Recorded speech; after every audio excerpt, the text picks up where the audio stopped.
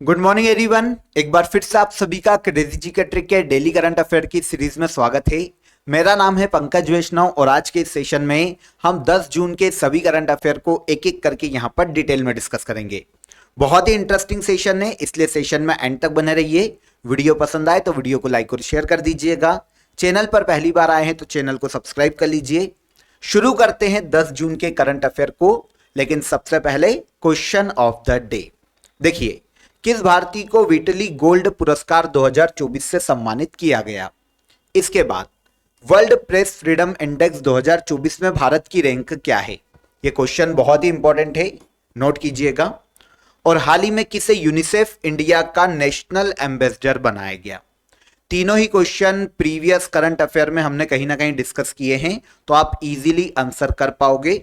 ध्यान से नोट कीजिए और आंसर कीजिए। तब तक हम चलते हैं आज के करंट अफेयर में सबसे पहले क्वेश्चन पर। देखिए, आप सभी को पता है कि आपको पीडीएफ कहां मिलेगी, क्रेजी जी के ट्रिक के टेलीग्राम चैनल पर। वहां पर फ्री ऑफ कॉस्ट इवनिंग में 6 बजे तक आपको पीडीएफ अवेलेबल हो जाती है, तो वहां से आप इसे कलेक्ट कर लीजिएगा। ओके, सबसे पहला क्वेश्चन बहुत ही इंपॉर्टेंट है। देखिए, 9 जून को नरेंद्र मोदी ने तीसरी बार भारत के पीएम पद की शपथ ली है। इन्होंने कहां से लोकसभा का चुनाव जीता।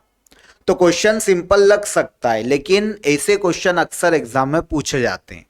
भारत के पीएम उत्तर प्रदेश के वाराणसी से जीतकर लोकसभा पहुंचे हैं। ओके, तो यूपी की वाराणसी लोकसभा सीट से इन्होंने इलेक्शन लड़ा। यहां पर देखिए, क्वेश्चन तो सिंपल है, लेकिन यहां पर जो मैं आपको दो आर्टिकल बता रहा हूं उनको नोट कीजिएगा। आर्टिकल 74 और आर्टिकल 75। क्योंकि देखिए, पीएम नए बने हैं, नई लोकसभा आई है, तो आपको पीएम के बारे में प्रावधान संविधान के किस आर्टिकल में है यह पता होना चाहिए। तो देखिए, आर्टिकल 74 कहता है कि राष्ट्रपति को सलाह और सहायता देने के लिए एक मंत्री परिषद होगी। मंत्री परिषद में पीएम भी आ जाते हैं। आर्टिकल 75 क्या कहता है, मंत्रियों के बारे में उपबंध की बात करता है। अब आर्टिकल 75 में 3 सब क्लॉज आपको पता होना चाहिए। सब क्लॉज 1, 2 और 3। सब क्लॉज 1 क्या कहता है आर्टिकल 75 का, प्रेसिडेंट प्रधानमंत्री की नियुक्ति करते हैं और प्रधानमंत्री की सिफारिश पर अन्य मंत्रियों की नियुक्ति भी प्रेसिडेंट के द्वारा की जाती है। यह कहता है आर्टिकल 75 का सब क्लॉज 1। आर्टिकल 75 का सब क्लॉज 2 कहता है कि प्रधानमंत्री और मंत्री परिषद राष्ट्रपति के प्रसाद पर्यंत अपने पद पर रहते हैं। और सब क्लॉज 3 कहता है कि मंत्री परिषद सामूहिक रूप से लोकसभा के प्रति उत्तरदायी है। तो ये दो आर्टिकल याद रखिएगा। आर्टिकल 74 क्या कहता है, राष्ट्रपति को सलाह और सहायता देने के लिए मंत्री परिषद होगी, उसी का गठन होने वाला है। ठीक है, यहां पर हमारा क्वेश्चन, पीएम कहां से लोकसभा का इलेक्शन जीत के आए हैं, तो यह है वाराणसी। आप देखिए, यहां पर एक चीज और क्लियर हो गई आपको कि पीएम की नियुक्ति कौन करते हैं, तो भारत के प्रेसिडेंट, और अन्य मंत्रियों की नियुक्ति भी सेंट्रल में भारत के प्रेसिडेंट के द्वारा ही की जाती है। ओके, ठीक है। अब जितनी भी डिटेल आपको यहां पर मिलेगी वो सब आपको यहां पर क्लियर हो जाएगी। देखिए, 8वीं लोकसभा का चुनाव था। भारत के पीएम यूपी में वाराणसी सीट से जीत के आए हैं। तीसरी बार पीएम पद की इन्होंने शपथ ली। शपथ किसने दिलवाई, तो ऑब्वियस सी बात है, भारत के राष्ट्रपति द्रौपदी मुर्मू ने भारत के पीएम नरेंद्र मोदी को उनके पद की शपथ दिलवाई तीसरी बार। सबसे पहली बार भारत के पीएम के तौर पर नरेंद्र मोदी कब अपॉइंट हुए थे, तो भारत के पीएम के रूप में पहली बार इन्होंने 26 मई 2014 को शपथ ली थी। और अब तीसरी बार शपथ ली है भारत की प्रेसिडेंट द्रौपदी मुर्मू के सामने। ओके, तो यहां पर देखिए, क्वेश्चन इंपॉर्टेंट था, लेकिन इसकी जो डिटेलिंग थी, जो आर्टिकल थे, वो एग्जाम में पूछे जा सकते हैं। इजी। आगे बढ़ने से पहले आप सभी को आज ऑफर ऑफ द डे बता देता हूं। तो आज के लिए देखिए, आपके लिए आर्ट और कल्चर का जो कोर्स है, आर्ट एंड कल्चर, वो काफी नॉमिनल चार्जेस में अवेलेबल है। रिकॉर्डेड क्लासेस मिल जाएगी आपको आर्ट एंड कल्चर की, क्लास नोट्स मिल जाएंगे, और इसके अलावा मॉक टेस्ट भी आपको कोर्स के अंदर ही अवेलेबल है। कहां से आप इसे अवेल कर सकते हैं, तो आपको नीचे डिस्क्रिप्शन में लिंक दी गई है इस कोर्स की, आप क्लिक कीजिए। आपको इंटरफेस काफी बार मैं बता चुका हूं, तो वहां पर आपको बाय नाउ का ऑप्शन दिखेगा, वहां जाकर आप इसे इजीली अवेल कर सकते हैं। बहुत ही नॉमिनल चार्जेस है, बहुत ही इंटरेस्टिंग कोर्स है फ्रेंड्स। शॉर्ट ट्रिक से आपको यहां पर पूरा आर्ट एंड कल्चर पढ़ाया गया है। तो बिना देर किए आप ज्वाइन कर सकते हैं, लिंक आपको डिस्क्रिप्शन में है। और कोई भी डाउट आता है तो नीचे आपको हेल्पलाइन नंबर भी दिया गया है डिस्क्रिप्शन में, वहां पर कॉल करके आप आपकी क्वेरी सॉल्व कर सकते हैं। सेकंड क्वेश्चन पर आए। दूसरा क्वेश्चन देखिए, पद्म विभूषण से सम्मानित रामोजी राव का निधन हो गया, इन्हें किस वर्ष पद्म विभूषण प्रदान किया गया था? देखिए, रामोजी फिल्म सिटी का नाम सुना है, जहां पे बाहुबली बनी है। तो रामोजी फिल्म सिटी कहां है? हैदराबाद में, है ना। इसको स्थापित करने का श्रेय रामोजी राव को दिया जाता है। पद्म विभूषण से सम्मानित किया जा चुका है इन्हें 2016 में, हाल ही में इनका निधन हो गया। ठीक है, आप यहां पर इमेज देख सकते हैं रामोजी राव। ठीक है, तो 8 जून को हाल ही में पद्म विभूषण से सम्मानित बिजनेस टाइकून रामोजी राव का निधन हो गया। 1996 में हैदराबाद में इन्होंने रामोजी फिल्म सिटी की स्थापना की थी। उस वक्त वो आंध्र प्रदेश में थी, लेकिन वर्तमान में ये कहां पर है? हैदराबाद, तेलंगाना में। ठीक है, क्वेश्चन हमारा यह है कि इन्हें पद्म विभूषण कब दिया गया? तो पद्म विभूषण दिया गया है 2016 में। और किस राज्य से बिलोंग करते हैं? तो ये आंध्र प्रदेश से बिलोंग करते हैं। ठीक है, बर्ड फ्लू H5N2 वायरस से दुनिया के पहले व्यक्ति की मृत्यु किस देश में हुई? तो बर्ड फ्लू या H5N2 virus influenza virus A का एक सब टाइप है। इससे वर्ल्ड की पहली डेथ हुई है हाल ही में मैक्सिको में। Answer A. ठीक है, पहली डेथ हुई है वर्ल्ड में इस वायरस के कारण। बहुत चौंकाने वाली बात है, क्योंकि वायरस काफी पहले से एक्टिव है, लेकिन पहली बार किसी ह्यूमन बॉडी में इसका इफेक्ट मिला और व्यक्ति की डेथ हुई है। कहां पर? मैक्सिको में। ठीक है, तो वर्ल्ड हेल्थ ऑर्गेनाइजेशन ने बताया कि भैया H5N2 वायरस से दुनिया की पहली मौत जो ऑफिशियल डिटेक्ट की गई है वो हुई है मैक्सिको में। ठीक है ना। रिपोर्ट का यह भी कहना है कि अमेरिका के कई शहरों में दूध के कारण इंसानों में यह संक्रमण देखने को मिला है। आपको देखिए डाउट H5N2 वायरस पे ही हो सकता है कि ये वायरस क्या है। तो ये इन्फ्लुएंजा वायरस ए प्रजाति का एक सब टाइप है। नॉर्मली ये वायरस मुर्गियों में, बतखों में, बाज, शुतुरमुर्ग ऐसे पक्षियों में देखने को मिला है। इनको इन्होंने हर बार संक्रमित किया, लेकिन पहली बार डेथ डिटेक्ट की गई है किसी व्यक्ति की। कहां पर? मैक्सिको में। किस वायरस के कारण? H5N2 वायरस के कारण। ठीक है, जर्मनी के म्यूनिख में आयोजित international shooting sports federation world cup में भारतीय निशानेबाज सरबजोत सिंह ने कौन सा मेडल अपने नाम किया? पहला फैक्ट जो आपको पूछा जा सकता है कि सरबजोत सिंह किस खेल से संबंधित है, तो ये भारतीय निशानेबाज हैं, काफी फेमस है।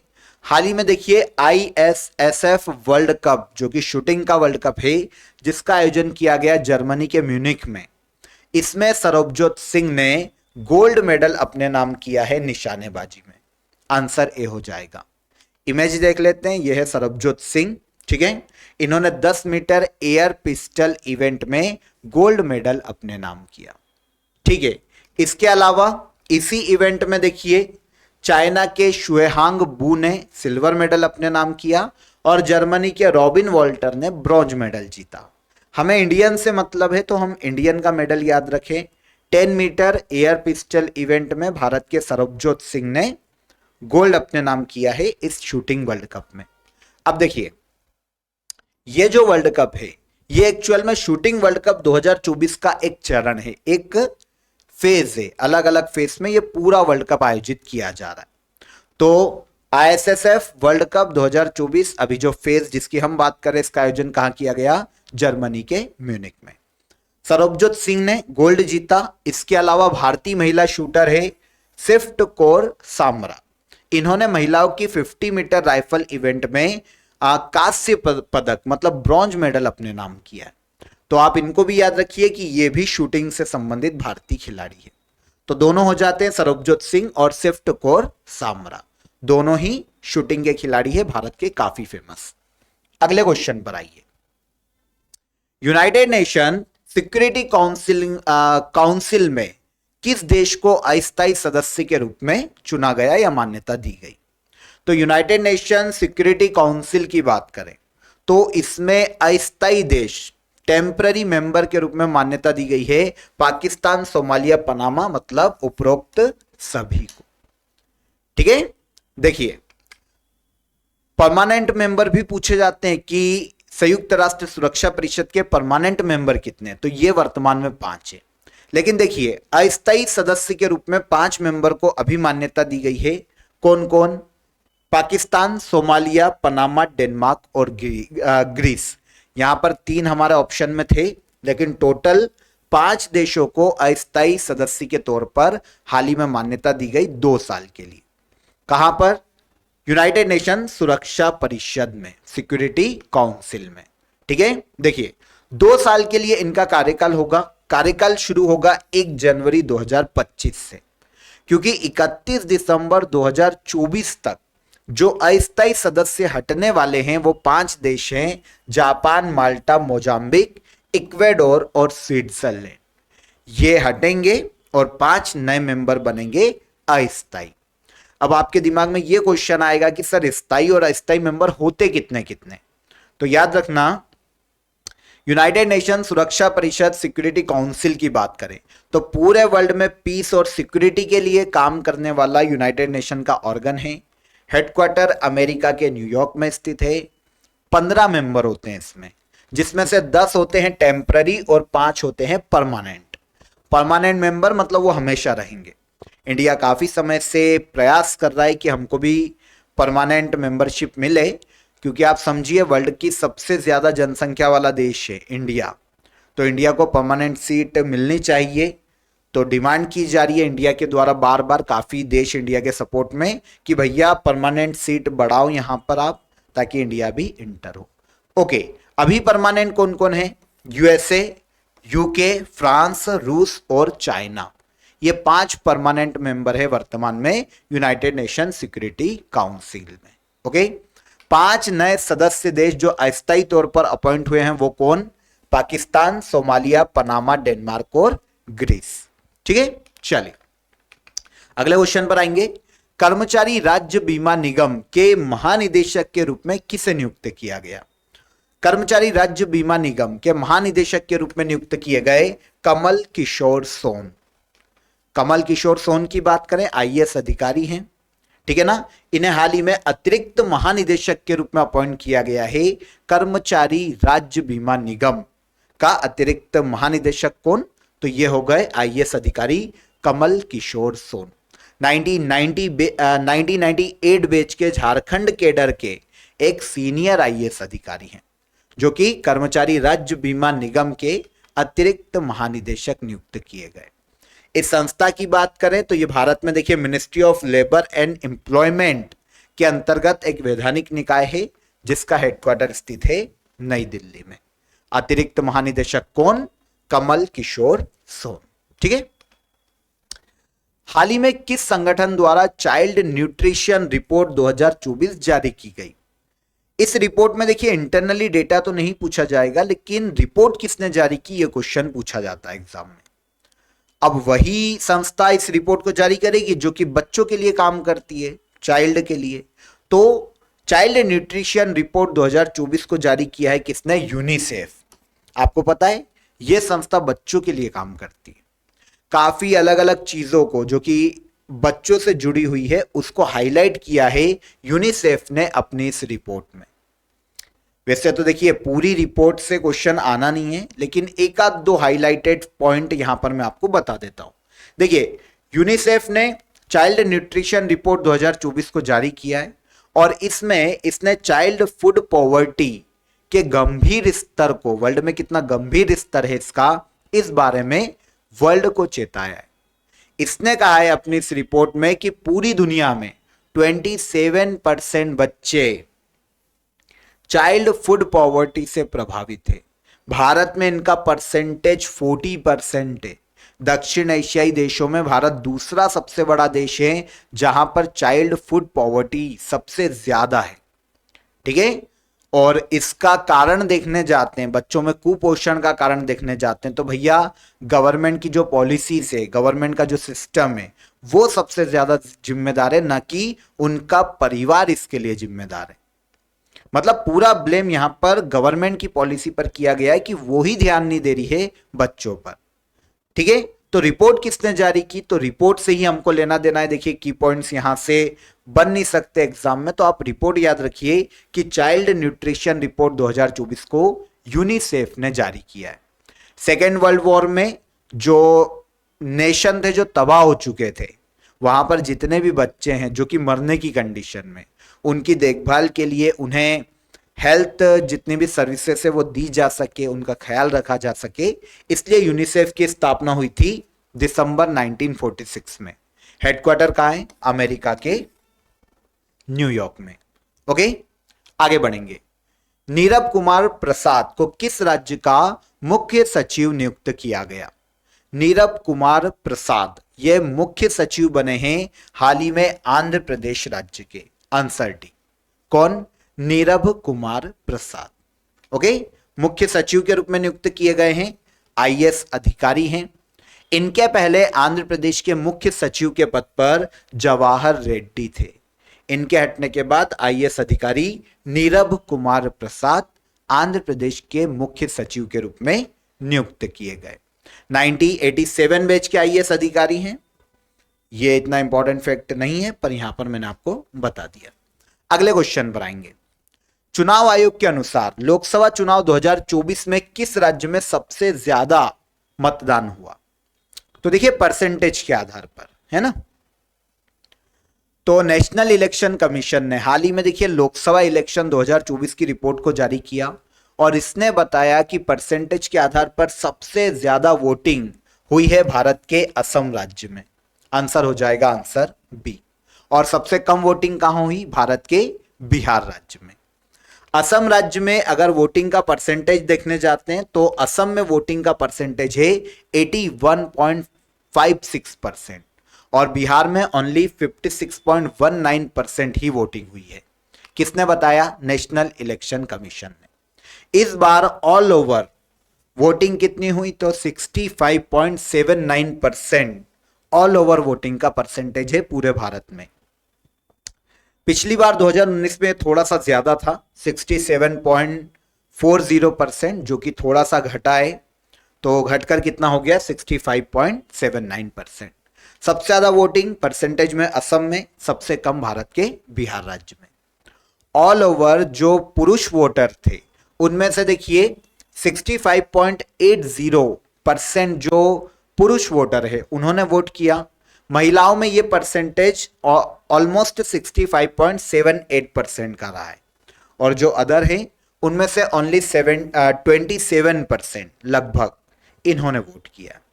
तो ठीक है, ऑल ओवर वोटिंग परसेंटेज याद रखना, ऑल ओवर मैं आपको बता चुका हूं ऑलमोस्ट 65.79%। ठीक है, सबसे ज्यादा वोटिंग कहां, असम, सबसे कम कहां, भारत के बिहार राज्य में। लास्ट क्वेश्चन पर आएंगे। 15 से लेकर 21 जून 2024 तक मुंबई अंतर्राष्ट्रीय फिल्म महोत्सव के कौन से संस्करण का आयोजन किया जाएगा। तो मुंबई अंतर्राष्ट्रीय फिल्म महोत्सव के 8वें संस्करण का आयोजन किया जाएगा 15 से लेकर 21 जून 2024 तक। ठीक है, आयोजन कहां होगा, तो आयोजन किसके द्वारा किया जाएगा ये याद रखिएगा। तो आयोजन किया जाता है भारत में सूचना एवं प्रसारण मंत्रालय के द्वारा। ठीक है, इसमें हाल ही में घोषणा की गई है कि 8वां मुंबई अंतर्राष्ट्रीय फिल्म महोत्सव 15 से लेकर 21 जून 2024 तक आयोजित किया जाने वाला है, जिसमें 38 देशों के 65 अलग अलग लैंग्वेजेस में 1018 फिल्मों को दिखाया जाएगा। अच्छा, उद्देश्य क्या है इस अंतर्राष्ट्रीय फिल्म महोत्सव को आयोजित किए जाने का, तो उद्देश्य भारत में जो डॉक्यूमेंट्री फिल्म है, शॉर्ट फिल्म है, जो एनिमेशन फिल्म है, उनको बढ़ावा दिया जाना मुंबई अंतर्राष्ट्रीय फिल्म महोत्सव का मुख्य उद्देश्य है। ठीक है, इस बार 18वां संस्करण है। शुरुआत की गई थी 1990 में। आयोजन क्योंकि मुंबई के नाम पर है तो मुंबई में किया जाता है और आयोजनकर्ता जैसा कि अभी मैंने आपको बताया सूचना और प्रसारण मंत्रालय। डन। तो यहां पर 10 जून के सभी करंट अफेयर क्लियर हो जाते हैं हमको। अब हम आ जाते हैं लास्ट डे के करंट अफेयर के रिवीजन पर। ध्यान से सुनिएगा।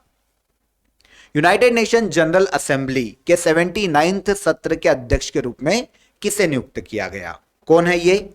फिलेमोन यांग। कमेंट में बताइएगा किस देश से, कल बताया था मैंने आपको। किस राज्य के नागी पक्षी सेंचुरी और नकटी पक्षी सेंचुरी को रामसर साइट घोषित किया गया? कहां पर है दोनों? बिहार। और तीसरी कांवर झील।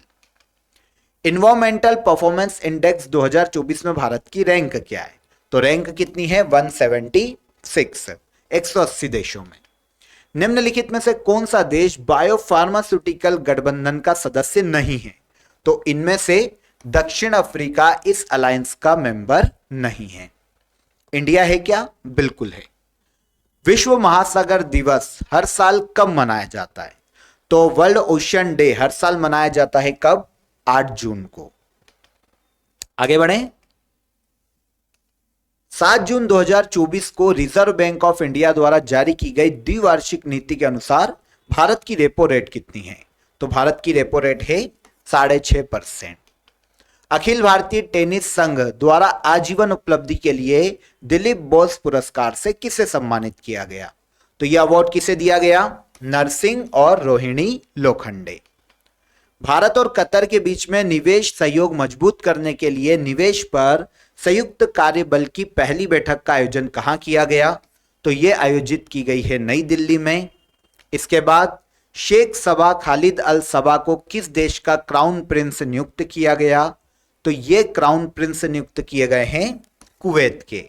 और लास्ट क्वेश्चन क्या था हमारा? डॉक्टर AJT जॉन सिंह का हाल ही में निधन हो गया। ये किस क्षेत्र से संबंधित थे? तो ये वाइल्ड लाइफ कंजर्वेशन से संबंधित थे, जिनका हाल ही में निधन हो गया। Answer C. ओके, अब आते हैं क्वेश्चन ऑफ द डे पर।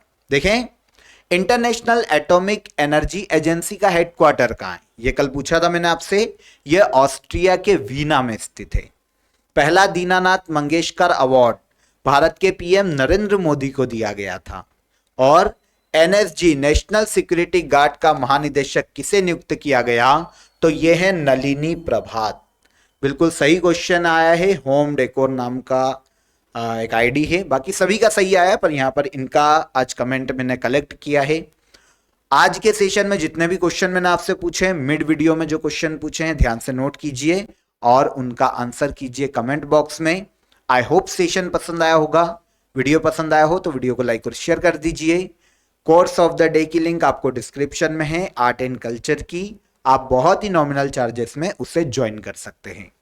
कल फिर मुलाकात करेंगे नेक्स्ट डे के करंट अफेयर में। तब तक अपना ख्याल रखिए। जय हिंद, जय भारत।